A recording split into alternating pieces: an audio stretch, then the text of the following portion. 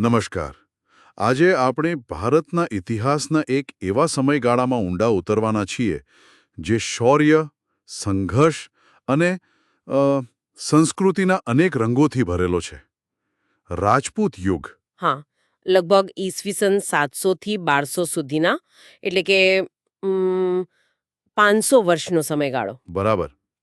આ એ સમય હતો જ્યારે મોટા સામ્રાજ્યો જેમ કે હર્ષવર્ધન અને પુલકેશી બીજાના એ નબળા પડી રહ્યા હતા. અને એના પછી શું કહેવાય, આખા ભારતમાં ઉત્તરમાં અને દક્ષિણમાં પણ નવા નવા રાજ્યોનો ઉદય થયો. આ રાજપૂત શાસકોએ હિન્દુ સંસ્કૃતિને ટકાવી રાખવામાં મોટો ભાગ ભજવ્યો. તો ચાલો આપણી પાસે જે માહિતી છે એના આધારે આ યુગને વધુ સારી રીતે સમજીએ.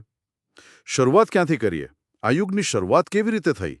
અને આ રાજપૂત એટલે ખરેખર કોણ? જુઓ, હર્ષવર્ધન અને પુલકેશી બીજા પછી, જેમ તમે કહ્યું, કેન્દ્રીય સત્તા નબળી પડી અને ભારત નાના નાના રાજ્યોમાં વહેંચાઈ ગયું. આ સમયને જ ઇતિહાસકારો મધ્યયુગ અથવા તો રાજપૂત યુગ કહે છે. અને રાજપૂત શબ્દનો અર્થ? રાજપૂત એટલે રાજપુત્ર. પણ આ માત્ર શાબ્દિક અર્થ નથી. સ્રોતો કહે છે કે રાજપૂતો અમુક ખાસ ગુણો માટે જાણીતા હતા. કેવા ગુણો? તેઓ ખૂબ બહાદુર હતા, ટેકીલા હતા. વચન પાળવું એમના માટે બધું જ હતું. કહેવાય છે ને કે પ્રાણ જાય પર વચન ન જાય. યુદ્ધમાં પીઠ બતાવવા કરતાં મૃત્યુ પસંદ કરે, શરણે આવેલાનું રક્ષણ કરે, પછી ભલે દુશ્મન કેમ ન હોય. અને હા, ગૌ બ્રાહ્મણ પ્રતિપાલક ગણાતા, એટલે કે ગાયો અને બ્રાહ્મણોના રક્ષક. લડાઈમાં પણ તેઓ અધર્મ આચરવાનું ટાળતા. અને રાજપૂતાણીઓ વિશે શું કહેવાય? એમની બહાદુરીની વાતો પણ ઘણી સાંભળી છે. ચોક્કસ, એ પણ કંઈ કમ નહોતી. જરૂર પડે તો તલવાર લઈને રણ મેદાને ઉતરતી.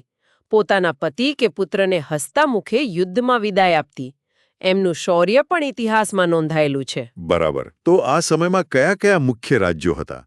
પહેલા ઉત્તર ભારતની વાત કરીએ. હા, ઉત્તર ભારતમાં ગુર્જર પ્રતિહાર સામ્રાજ્યનું પતન થયું ને, એ પછી ઘણા રાજપૂત રાજ્યો સ્થપાયા. જેમ કે કનોજનું ગઢવાલ રાજ્ય હતું, પછી બુંદેલખંડના ચંદેલો, માળવાનું પરમાર રાજ્ય, અણહિલવાડ એટલે કે આપણા ગુજરાતનું ચોલુક્ય એટલે કે સોલંકી રાજ્ય. હા, આ બધા મુખ્ય હતા. આમાંના અમુક રાજ્યો અને રાજાઓ તો ખૂબ પ્રખ્યાત થયા. જેમ કે ગઢવાલ રાજ્યમાં ગોવિંદચંદ્ર રાજા હતા, નહીં? હા, ગોવિંદચંદ્ર ખૂબ શક્તિશાળી રાજા ગણાય છે. એમણે તો ગઝનીના આક્રમણને પણ અટકાવ્યું હતું. અને પેલું બુંદેલખંડના ચંદેલો, એમના મંદિરો, ખજુરાહોના મંદિરો આજે પણ કેટલા પ્રખ્યાત છે.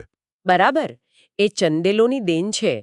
પછી માળવાનો પરમાર વંશ, એમાં રાજા ભોજ થયા. રાજા ભોજ? ક્યાં રાજા ભોજ અને ક્યાં ગાંગોતેલીવાળી કહેવતવાળા? હા, એ જ. રાજા ભોજ ખૂબ જ લોકપ્રિય અને વિદ્વાન રાજા હતા. એમણે ધારાનગરીમાં એક મોટી વિદ્યાપીઠ, મહાશાળા સ્થાપી હતી. અને આજનું ભોપાલ શહેર પણ એમણે જ વસાવેલું કહેવાય છે. અને ચૌહાણ વંશ?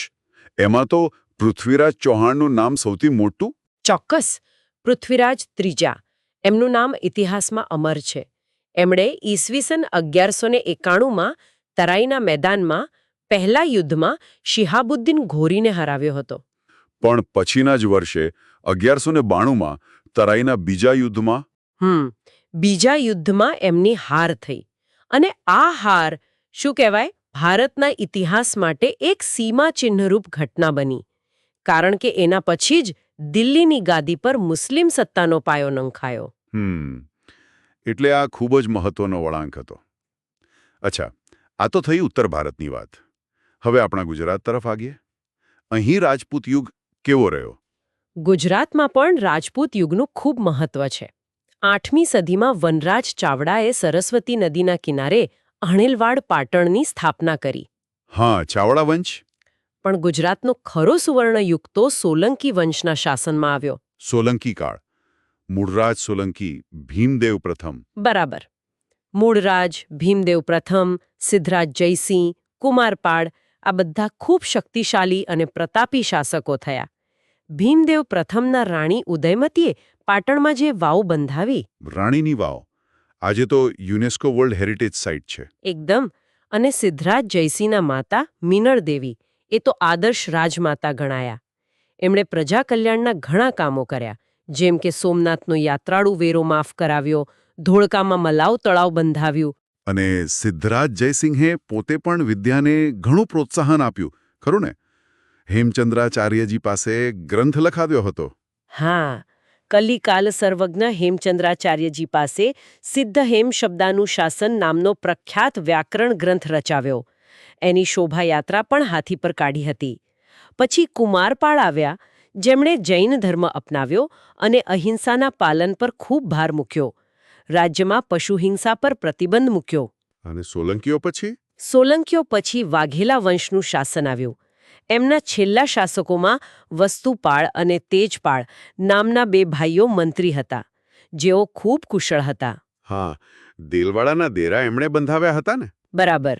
પણ વાઘેલા વંશના છેલ્લા રાજા કર્ણદેવ વાઘેલાના સમયમાં લગભગ 13મી સદીના અંતમાં અલાઉદ્દીન ખિલજીના આક્રમણથી ગુજરાતમાં દિલ્હી સલ્તનતની સ્થાપના થઈ. એટલે ઉત્તર ભારતની જેમ ગુજરાત પણ રાજપૂત શાસનનો અંત આવ્યો. અચ્છા, હવે દક્ષિણ ભારત તરફ નજર કરીએ. ત્યાં શું સ્થિતિ હતી? નર્મદા નદીની દક્ષિણમાં પણ ઘણા મહત્વના રાજવંશો આ સમયગાળા દરમિયાન ઉદય પામ્યા, જેમ કે ચાલુક્ય વંશ. એમની રાજધાની વાતાપી હતી. પછી રાષ્ટ્રકૂટ વંશ આવ્યો. રાષ્ટ્રકૂટો દક્ષિણની શક્તિશાળી સત્તા ગણાતા. એમના પછી કલ્યાણીના ચાલુક્યો આવ્યા. આ ઉપરાંત પલ્લવ વંશ હતો, જેમની રાજધાની કાંચીપુરમ હતી. ચોલ વંશ હતો, જેમની રાજધાની તાંજોર હતી. ચોલ રાજાઓ પણ ઘણા શક્તિશાળી હતા, ખાસ કરીને નૌકાદળ માટે. હા, રાજરાજ પ્રથમ અને રાજેન્દ્ર પ્રથમ જેવા ચોલ રાજાઓએ તો મોટું સામ્રાજ્ય બનાવ્યું હતું અને નૌકાદળ પણ મજબૂત બનાવ્યું હતું. પછી પાંડ્ય વંશ હતો, જે દક્ષિણમાં મદુરઈ આસપાસ શાસન કરતો અને વેપાર માટે જાણીતો હતો. અને ચેર વંશ, જે આજના કેરળ પ્રદેશમાં હતો. આ સિવાય યાદવો દેવગિરીમાં, હોયસલો દ્વારસમુદ્રમાં અને કાકતીય વંશ વરંગલમાં શાસન કરતો હતો. બાપરે, આટલા બધા રાજ્યો! તો આ બધાની શાસન વ્યવસ્થા કેવી રીતે ચાલતી હશે? કોઈ સમાનતા હતી? જુઓ, મોટાભાગના રાજ્યોમાં રાજાનું પદ મુખ્ય હતું અને તે વંશ પરંપરાગત હતું, એટલે કે રાજાનો દીકરો જ રાજા બને. પણ હંમેશા એવું જ થતું? ના, એવું જરૂરી નથી. ક્યારેક રાજાની પસંદગી થતી હોવાના ઉદાહરણો પણ મળે છે. જેમ કે કાશ્મીરમાં યશકર રાજાની પસંદગી બ્રાહ્મણોની સભાએ કરી હતી. રાજાને મદદ કરવા માટે મંત્રીઓ હતા. કેવા મંત્રીઓ? મુખ્યત્વે 2 પ્રકારના મંત્રીઓનો ઉલ્લેખ મળે છે. અમાત્ય, જે મહેસૂલ અને વહીવટ સંભાળતા, અને સચિવ, જેમનું કામ લડાઈ અને સુલે, એટલે કે યુદ્ધ અને સંધિનું હતું. દરેક પ્રકારની નીતિનો અંતિમ નિર્ણય તો રાજા જ કરતો. અને સ્થાનિક સ્તરે ગામડાઓમાં? હા, ગ્રામીણ સંસ્થાઓનું એટલે કે ગ્રામ પંચાયતોનું મહત્વ ઘણું હતું. એ સમયે પણ ગામનો વહીવટ પંચાયત કરતી, જેના વડાને મુખી કે સરપંચ કહેતા, અને ન્યાય માટે સર્વોચ્ચ સત્તા તો રાજા પાસે જ રહેતી. અને વ્યાપાર વાણિજ્ય કેવું હતું?